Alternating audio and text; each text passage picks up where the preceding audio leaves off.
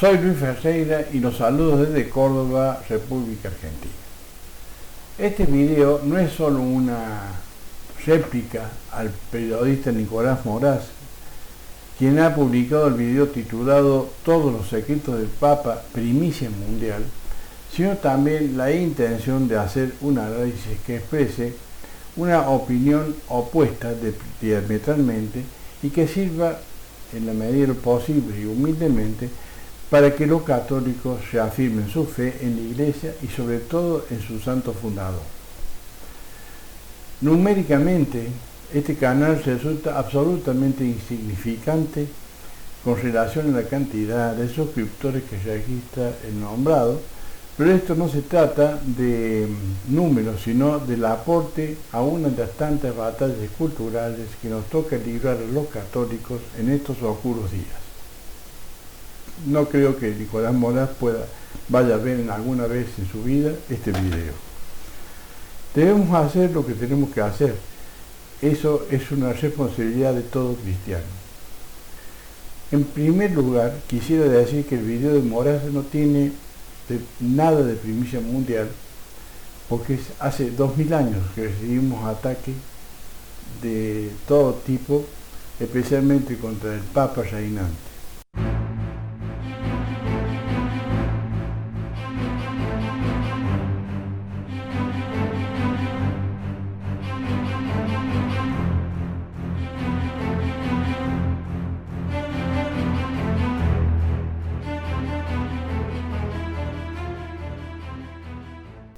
Se trata de un compendio muy bien presentado del discurso masónico liberal anarquista de siempre en contra de los jesuitas, del Papa, de la Iglesia y por añadidura en este video del peronismo. Su siempre odiado peronismo. Para despejar dudas, debo aclarar que nunca he sido peronista, ni liberal, ni izquierdista, ni si de ideas políticas se trata, me considero dentro del pensamiento social cristiano, en la absoluta certeza de que la doctrina social de la Iglesia aplicada a la vida social sería la solución de muchos de nuestros problemas. Quiero profundamente a mi patria y creo en la familia monogámica como célula básica de toda la sociedad. Para hacer este video me baso en la lectura de más de 300 libros, el más importante es la Biblia, e innumerables artículos periodísticos desde hace aproximadamente 37 años. Con honestidad debo aceptar que he sido seguidor de YouTube de Moraz y me ha parecido por demás interesante algunas de sus investigaciones. Denotan un gran manejo de información y sobre todo del discurso. Pero después de este video que analizo hoy, dudo seriamente de su objetividad y, por qué no decirlo, de la veracidad de sus afirmaciones. Decidí rebatir, no sin esfuerzo, bastante esfuerzo, algunas de las partes más destacadas de las casi 2 horas de duración de este video de Moraz, mediante la reproducción en algunos casos de las que considero de partes más equivocadas y gratuitamente ofensivas. Reitero que todo el video, como tantos otros de los que existen con críticas o difamaciones a la Iglesia o al Papa, no pasan de ser meras repeticiones de interpretaciones sobre hechos, gestos y actitudes y hasta de documentación que se presentan como serios para demostrar una visión parcializada y tendenciosa. Les pido paciencia, como hizo Nicolás en el propio, que ven el video hasta el final, aunque vamos a tratar, me parece, de dividirlo en varios capítulos. Buenas tardes. Grabo este mensaje luego de 26 días de trabajo, a razón de 12 a 14 horas diarias dedicadas a esta investigación. Cuando comencé, a pedido del público, esperaba lanzar un programa de 40 o 45 minutos, con buena parte de la información que yo ya conocía, y leí y releí, solo para empezar, buena parte de 6 libros, además de conversar con media docena de fuentes calificadas de todo el mundo. Pero en el curso de esta investigación caí en cuenta de que estaba enfrente de uno de los mayores desafíos de mis 10 años de carrera periodística. Muchas personas perdieron sus carreras y algunas incluso sus vidas, intentando dar a luz los hechos que narro hoy. Luego de consultar 19 libros, 144 artículos, 65 correos electrónicos de algunos de los líderes más poderosos del planeta interceptados por Wikileaks y haber hablado con 18 fuentes especializadas, les garantizo que en estas 2 horas y media no hay tan solo un segundo de desperdicio. Así que te pido, independientemente de tu ideología o de tu religión, que te tomes el esfuerzo de mirar hasta el último minuto, porque cuando termines vas a tener un conocimiento mucho más acabado de cómo funciona el mundo, de la naturaleza del poder y de qué nos depara el destino si no actuamos a tiempo. Así que lo reitero, esto no es un eslogan publicitario, te lo pido de corazón. Prepárate un café, un té o lo que más te guste. Toma asiento y prepárate para descubrir todo lo que hoy te voy a demostrar.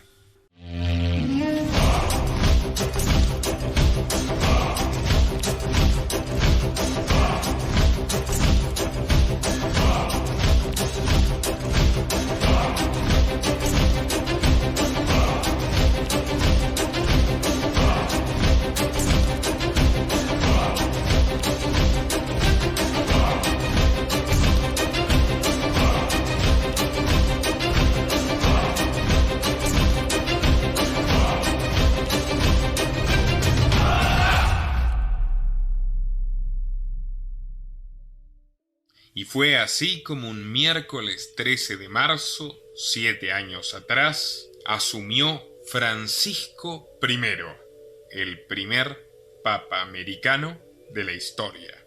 Adicionalmente, esto significó todo un hito para su orden, la controversial Compañía de Jesús.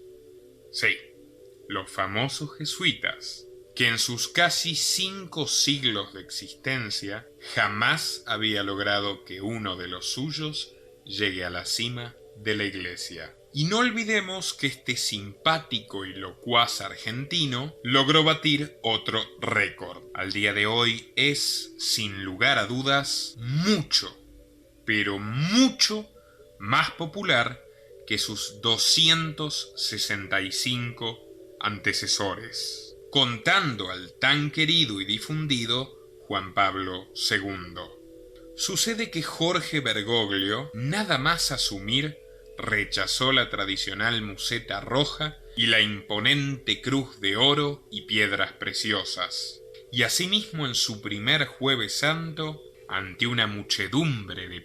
Al comenzar, Morales define el itinerario que le han marcado sus fuentes especializadas y como por sus obras lo conoceréis, tantos estos como los que posiblemente financiaron el video vuelven a machacar con las críticas y difamaciones con que siempre atacan al Papa, la masonería a través de los lefebristas.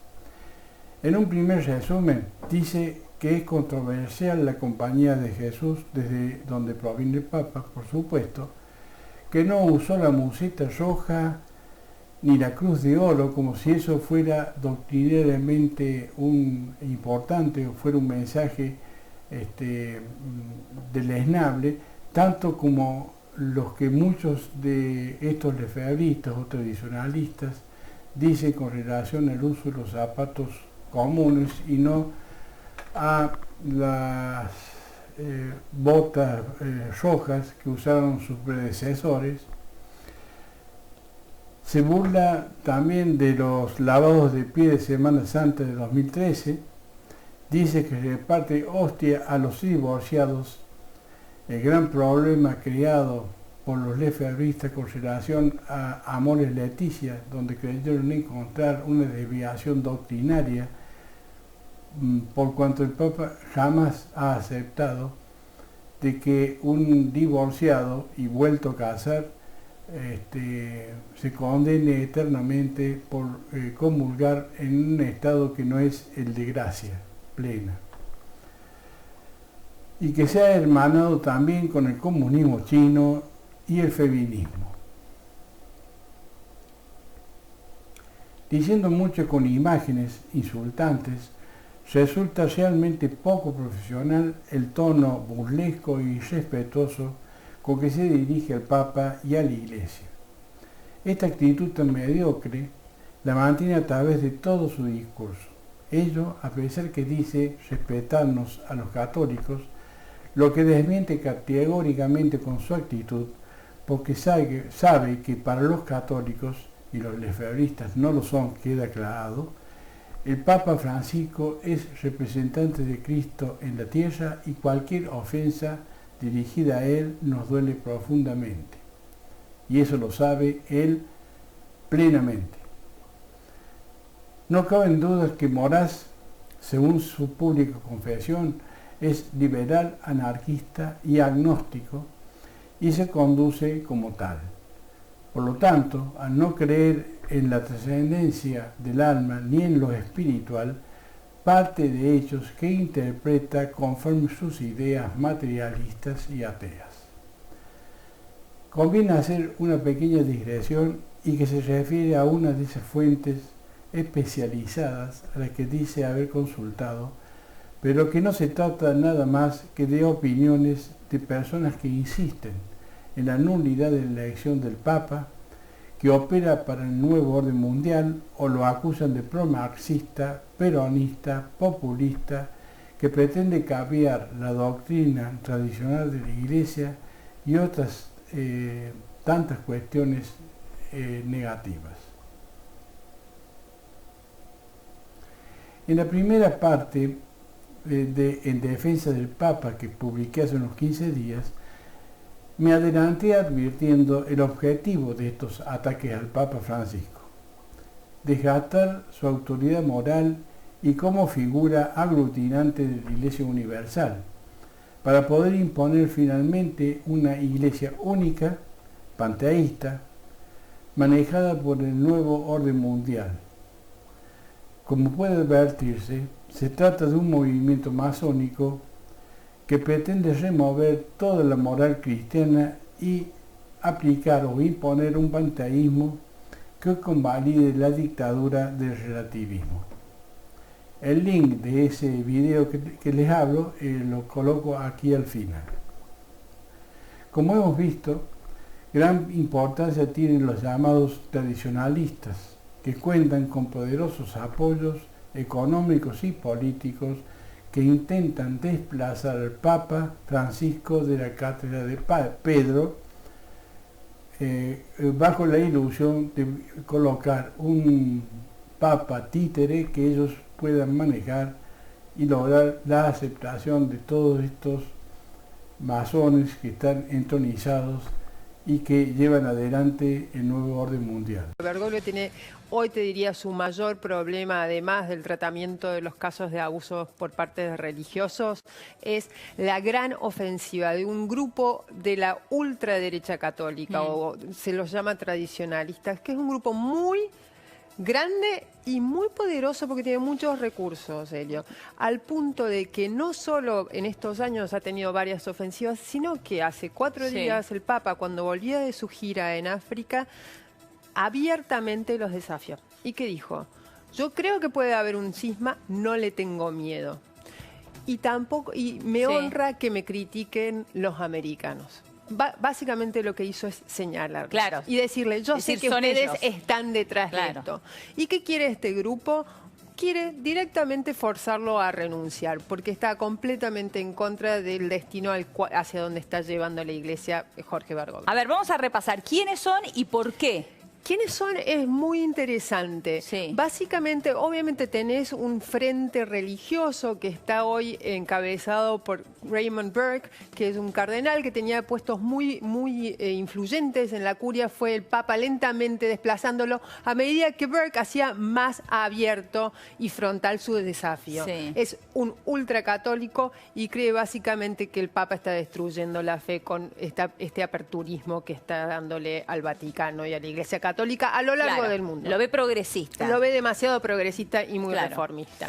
Está acompañado, digamos, en el frente Sí. religioso por Carlo María Vigano, ex arzobispo y un hombre muy conocido en el mundo por dos episodios. El Batilix, que fue la filtración de documentos que mostraban un lobby gay en el seno del Vaticano y que mostraban que Ratzinger no hacía mucho respecto. Llega Bergoglio, Él estaba sale detrás. de nuevo Carlo María Mirá. Vigano. El año pasado, hace un año y un mes aproximadamente, Vigano le mandó una carta y publicó la Sí. carta, obviamente, durísima al Papa, en el cual lo acusaba de proteger al cardenal McCarrick, que era el arzobispo Sí. de Washington, a sabiendas de que el cardenal no solo había protegido a abusadores, sino que él mismo había abusado. cometido abusos. Exactamente. Claro. También quedó Carlo María Vigano como parte de esta ofensiva. Claro.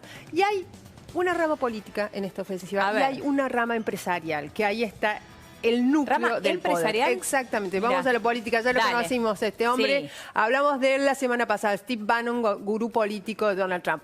Ultracatólico, católico tradicionalista, de los que defienden la misa tridentina, es la misa en latín, de espalda a los fieles, exactamente. Y vamos, si querés, a los empresarios. Dale, Y acá a está ver. lo jugoso. Tenemos dos institutos, el Instituto Napa y el Instituto Acton. Uno es, te diría, el de donde proviene la crítica moral a Bergoglio.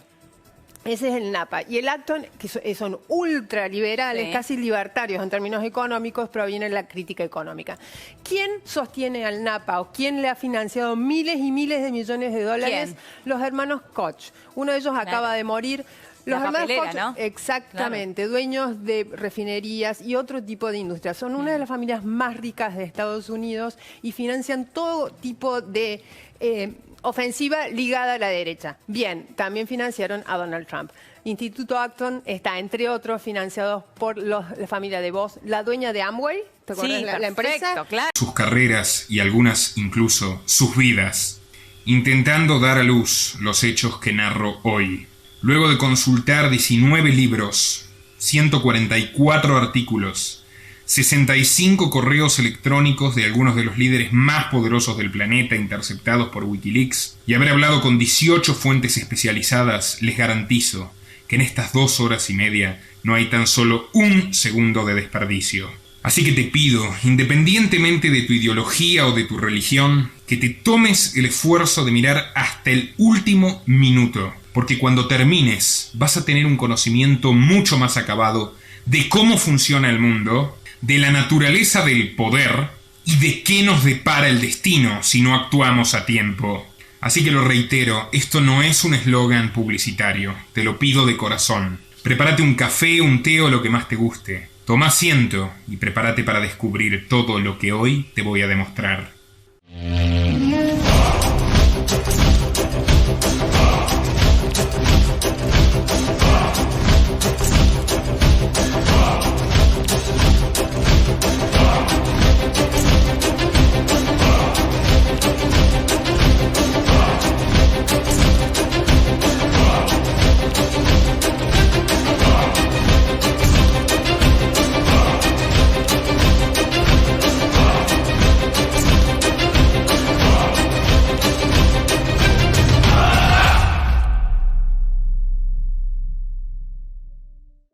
Y fue así como un miércoles 13 de marzo, 7 años atrás, asumió Francisco I, el primer papa americano de la historia. Adicionalmente, esto significó todo un hito para su orden, la controversial Compañía de Jesús. Sí, los famosos jesuitas, que en sus casi 5 siglos de existencia jamás había logrado que uno de los suyos llegue a la cima de la Iglesia. Y no olvidemos que este simpático y locuaz argentino logró batir otro récord. Al día de hoy es, sin lugar a dudas, mucho, pero mucho más popular que sus 265 antecesores, contando al tan querido y difundido Juan Pablo II.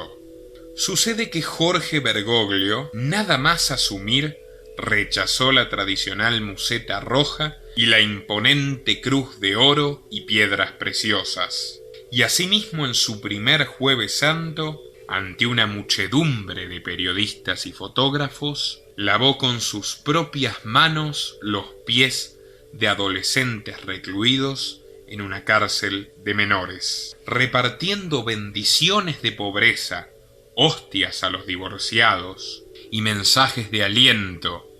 Solo eso, el Papa ecologista es ya toda una celebrity. La revista Times lo nombró Hombre del Año y se ha ganado la aprobación de gobernantes tan distintos como Benjamín Netanyahu y Nicolás Maduro. Pero hay muchas cosas que nadie dice acerca de este anciano con aspecto de bonachón, amante del fútbol, amigo de Netflix y tan conciliador que ha logrado hermanar al Vaticano con algunos de sus antiguos enemigos, como el comunismo chino o incluso el movimiento feminista. Pero la lista de secretos de este caballero es muy larga. Sin embargo, hoy revelaremos solo algunos de los más impactantes. Y les puedo garantizar que se sorprenderán. A nuestros espectadores católicos les advierto que van a enterarse de cosas que no van a gustarles para nada. Quiero dejar en claro que no tenemos absolutamente ninguna intención de ofender su fe.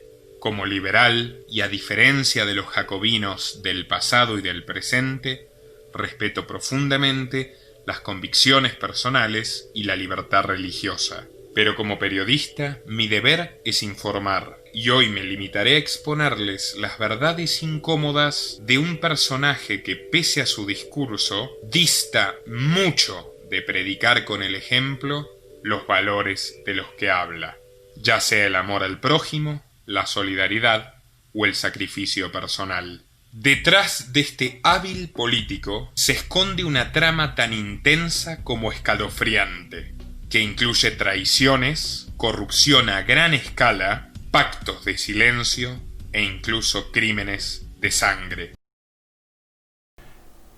Según el diario Perfil, Bannon es definido como un enemigo acérrimo del Papa, coaligado al ex obispo Vigano y el líder derechista Matteo Salvini italiano, ambos tradicionalistas e instrumentos de los ataques al Papa. Como ven, la cuestión que plantea Moraz no es tan lineal, ni es como su interpretación de los hechos, sino que esconde por demás un objetivo bien definido. Para ejemplificar, jamás he entendido cómo un periodista liberal y anarquista puede asegurar que la actitud del Papa dista mucho de predicar con el ejemplo de los valores que habla: amor al prójimo, solidaridad y sacrificio personal. ¿Quién es esta persona o qué entiende de esto? Esos valores distan mucho de las ideologías que practica. No los conoce ni los entiende. Mal puede entonces censurar al Papa sobre tales virtudes. Vamos a hacer otra digresión. Generalmente conocemos bastante sobre el ateísmo militante del socialcomunismo, que la Iglesia ha definido como una ideología perversa, intrínsecamente perversa, pero poco sabemos de la posición liberal con relación a Dios y a la religión, aunque comparte con la primera, es más, la financian en la primera, su ateísmo militante, de ahí que también puede llamarse intrínsecamente perversa. Es un tema denso, pero necesitamos aclararlo.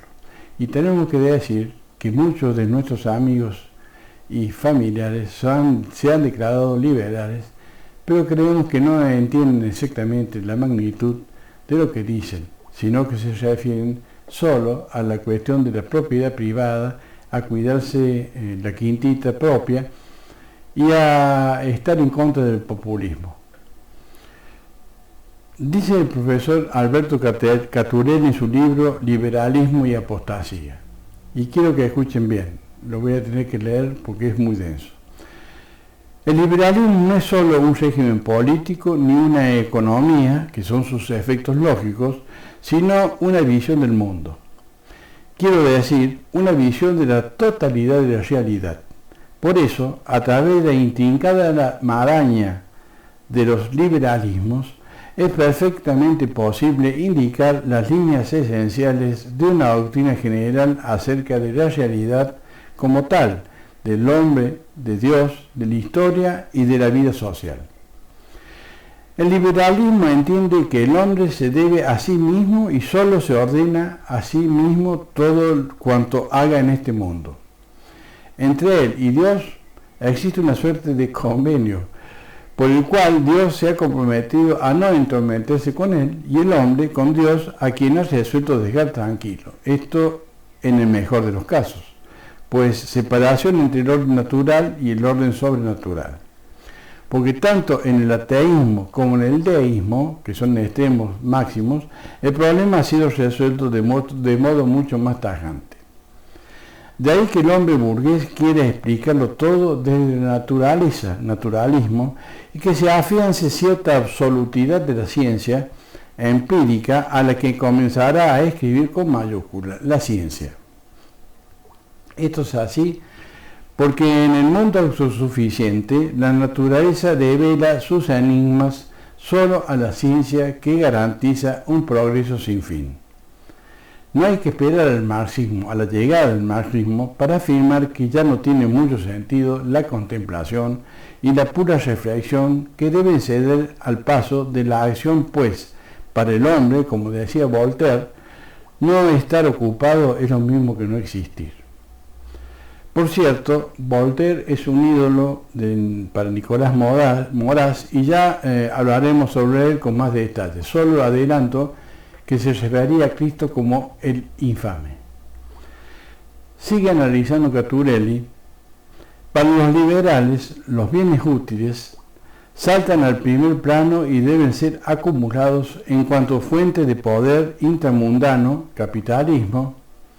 Si es así, solamente en este mundo el hombre encontrará su felicidad, también con mayúscula, sin negar quizás la futura, puesto que el Dios del liberal es un negociador prudente, sobre todo si se tiene tiempo suficiente para arreglar cuentas con él en el trance de la muerte. Esto consagra la llamada autosuficiencia del hombre, o, visto desde otra perspectiva, la prescindencia del Dios creador, que nos envió a su Hijo para darnos el camino a de la salvación eterna. Esta autosuficiencia es nada más que soberbia y orgullo, y conlleva, como es lógico, un nuevo concepto de virtud y un redescubrimiento muy significativo de la libertad, de la igualdad entre los hombres y de la fraternidad humana. La moral se ha vuelto naturalista debido a la autosuficiencia del mundo, del hombre, ya sea ateo, deísta o cristiano, entre comillas, y la norma moral se identifica ya con la utilidad, ya con el sentimiento, de modo que la virtud apenas se presenta como un vago amor al orden y belleza del cosmos bajo la sombra del arquitecto del universo. ¿Se acuerdan de ese nombre? La norma moral y la misma religión se reducen a un abstracto amor al humanismo. Y la virtud, que dejó de ser el hábito operativo bueno que perfecciona a la persona en orden a su fin último, la salvación, es ahora un vago hábito de buenas costumbres, según naturaleza, que en Rousseau no pasa de ser la manifestación de la bondad innata de la naturaleza del hombre. Como se ve, pese a las grandes diferencias, la autonomía de la moralidad reconoce siempre, desde el vago amor a la humanidad hasta la emancipación kantiana del hombre, la autosuficiencia del orden temporal. El fin de la moral, de la virtud moral, no es pues la perfección de la persona, sino el bienestar del individuo, y el antiguo deshacimiento de los bienes de este mundo es reemplazado por cierto ascetismo del burgués honrado, le decían en esa época, que puede acumular riquezas en un mundo que es definitivamente su morada. Allí en esta su morada solamente hay ricos y pobres, y cuando es cristiano ya no se siente molesto por esta situación. El burgués, sostiene Gret Heisen, no es sin duda un pecador, pero tampoco es un santo. Apenas parece sentir inclinación alguna a llegar a ser jamás un santo. De todos modos, Dios no se entromete más en la vida cotidiana. Le basta con ser el creador del mundo. Entre el orden sobrenatural, la religión de mi mujer, diría nuestro Sarmiento, y su mundo, sobre todo el de los negocios y el de la política, no existe relación alguna. Desde esta perspectiva, el misterio de la encarnación carece de sentido, aunque el honrado burgués no piense en ello, porque él no cree, al menos de hecho, que la redención alcance a todo el orden temporal. El ámbito de la libertad se amplía por un lado y se restringe y desnaturaliza por el otro. O se concibe como espontaneidad total y se convierte en fin de sí misma, o se pasa al extremo opuesto de identificarlo con la determinación, es decir, parte del determinismo. Habida cuenta de que la libertad para la metafísica tradicional es a la vez facultad de la razón y reside en la voluntad como en su sujeto propio, pues inteligencia y voluntad concurren al acto libre, supone ante todo la determinación del bien, objeto necesario de la voluntad, que es el bien supremo, Dios, llegar al cielo. A su vez, la libertad, ya como poder obrar o no obrar, libertad de ejercicio, ya como poder hacer esto o aquello, libertad de especificación, se comporta como medio en orden al bien que es el fin. El bien es el fin. De ahí que poder pecar es defecto de la libertad, y esta no consiste en una suerte de elección ineludible entre el bien y el mal. En cambio, en la autosuficiencia del orden temporal, inaugurada por el iluminismo y el espíritu burgués, así se llamaba en esa época anterior a la Revolución Francesa, y habida cuenta del alejamiento del Dios cristiano sustituido por el anónimo arquitecto del universo, la libertad o se convierte con la necesidad cósmica y se niega a sí misma o se hace absoluta, convirtiéndose de medio en fin. Esta libertad no ligada a nada absoluta, es decir, libertad absoluta, expresa la plena autosuficiencia del mundo en el cual el hombre se convierte en su demiurgo, es decir, en un maestro supremo, artesano y hacedor, tanto como impulsor del universo. Esta concepción del mundo comienza a gestarse unos años antes de la Revolución Francesa y se impone mediante la hábil propaganda panfletaria sumado al terror y la muerte de miles y miles de personas. Esta metodología publicitaria llena de mentiras y falsedades se mantiene hasta el día de hoy y logró traernos hasta la situación que vivimos, formando la superestructura llamada Nuevo Orden Mundial, que ha privatizado el poder estatal y que mediante sus organizaciones pantallas opera para lograr un mundo sin Dios. En manera clara, logró el objetivo de convencer a generaciones enteras y actualmente a la mayoría absoluta de la población mundial que es autosuficiente y libre, cuando solo nos convierten en esclavos que debemos responder a sus designios de gran hermano. Moraz también se ha definido como anarquista. Ha dicho casi expresamente que primero liberal y como consecuencia de ella es anarquista. El anarquismo es una filosofía política y social que llama a la oposición y abolición del Estado entendido como gobierno y por extensión de toda autoridad, jerarquía o control social que se imponga al individuo por considerarlas indeseables, innecesarias y nocivas.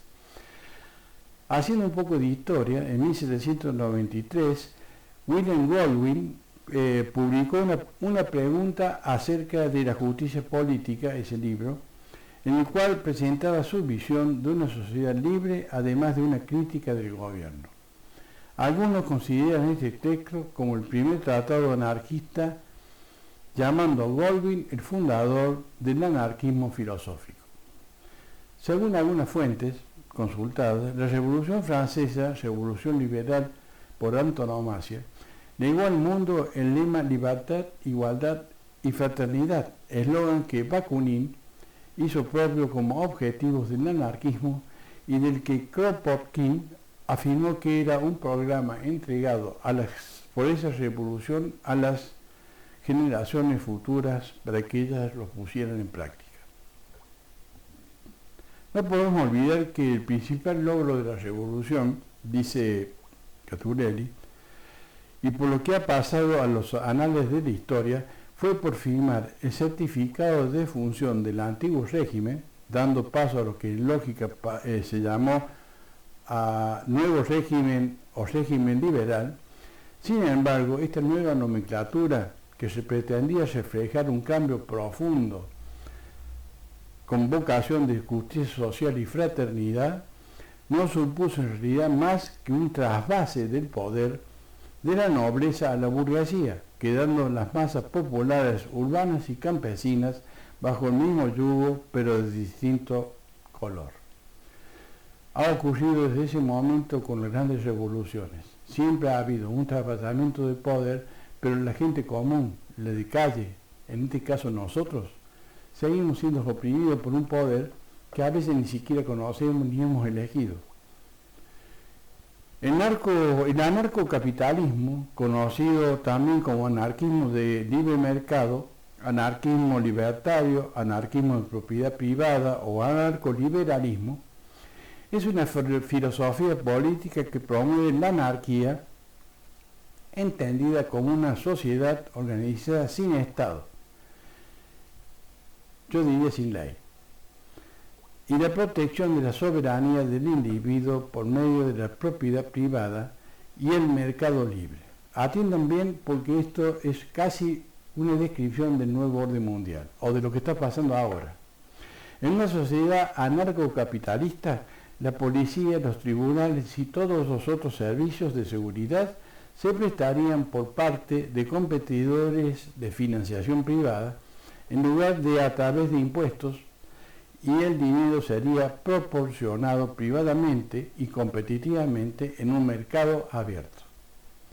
Por lo tanto, las actividades personales y económicas en el neo-anarcocapitalismo serían reguladas por la ley de gestión privada en lugar de a través de la ley de gestión política pública.